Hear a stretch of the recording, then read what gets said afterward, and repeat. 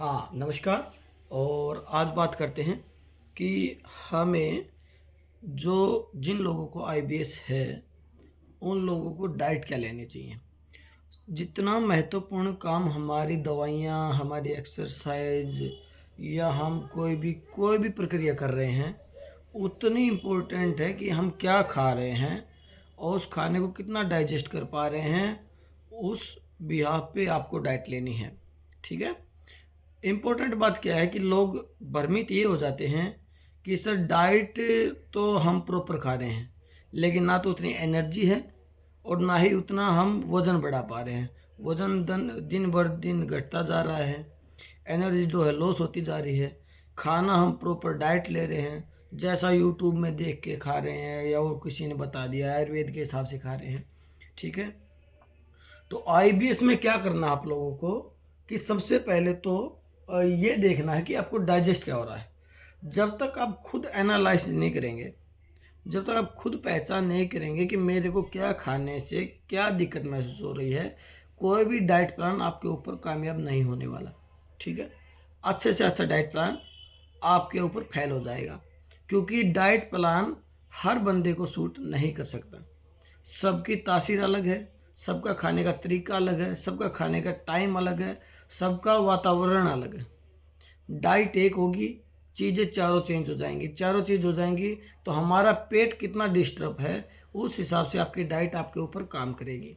जिसकी एनर्जी ख़त्म होती जा रही है, जैसे कोई म्यूकस आ रहा है, एनर्जी ख़त्म होती जा रही है, और आपने कोई ताकत की चीज़ खा ली, आपने मान लो कोई न्यूट्रिशन ले लिया, कोई प्रोटीन ले लिया, या फिर आपने कोई शिलाजीत या कोई ड्राई फ्रूट्स या कोई मीठा कुछ भी, जिससे आपको तकलीफ़ कम होने वाली नहीं है, आपको एनर्जी नहीं आएगी। खाने से एनर्जी नहीं आती है, एनर्जी आती है खाने को हजम करने से, डाइजेस्ट होने से। तो यही मैं लोगों को समझाता हूँ कि आप कोई भी ऐसी डाइट में ऐसी जल्दबाजी करके ना खाएं कि सर इसमें ताकत का कुछ नहीं है। ताकत खाने में आती नहीं, खाने से नहीं आती है। ताकत आती है आप खाने को कितना डाइजेस्ट कर पाते हैं। जो लोग व्रत रखते हैं, फास्ट रखते हैं, उन लोगों के अंदर खाली पेट भी बहुत एनर्जी होती है, जबकि एक एक दो दो तीन तीन दिन का आप नवरात्रि चलेंगे, 9 दिन हमारी बहनें भूखी रहेंगी या कोई और भाई रहेगा भूखा रहेगा, लेकिन पूरी एनर्जी रहेगी, उनके अंदर तो एनर्जी की कमी नहीं होती।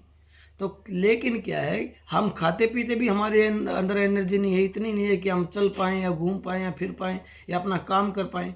तब भी हमारे चक्कर आ जाएंगे या फिर हमें उठने का मन ही नहीं करेगा।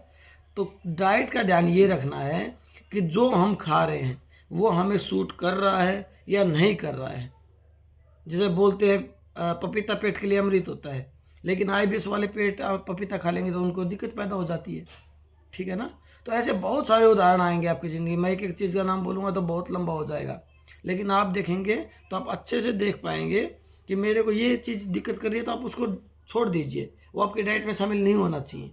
आपकी डाइट में वही शामिल होना चाहिए जिसको आप खाओ और उससे आपको दिक्कत पैदा ना हो। ठीक है? चाहे उसमें कुछ भी हो, एक्स्ट्रा पानी ही क्यों ना दिक्कत करो, आप पानी को कम कर दीजिए। ठीक है? तो डाइट का कोई मोटिव नहीं है कि ये क्राइटेरिया है कि ये आपकी डाइट है। डाइट आपकी वो रहेगी जो आपको खाने से आपको दिक्कत पैदा ना करे, वो आपके लिए डाइट होती है। ठीक है? तो आगे से ये ध्यान रखना है, कभी भी ये ध्यान ना करें हम हर रोज़ कुछ चीज़ किसी की बताई हुई खा रहे हैं। मान लो किसी ने कुछ भी बता दिया है कि आप फ्रूट्स पे रहिए, आप सलाद पे रहिए, और आप फ्रूट सलाद खाने के बाद भी आपको दिक्कत पैदा हो रही है और आप खाते जा रहे हैं। तो ये ऐसे काम नहीं करने। आपको एक काम ऐसा करना है कि आप खा रहे हो, आपको दिक्कत हो रही है, आप उसको त्याग दो, आप कोई दूसरा जरिया अपनाओ। ठीक है? तो डाइट का आज से ये ध्यान रखना है कि हम अपनी डाइट खुद से बनाएं, जो हमें डाइजेस्ट हो रही है, जो हमें दिक्कत नहीं कर रही। नमस्कार।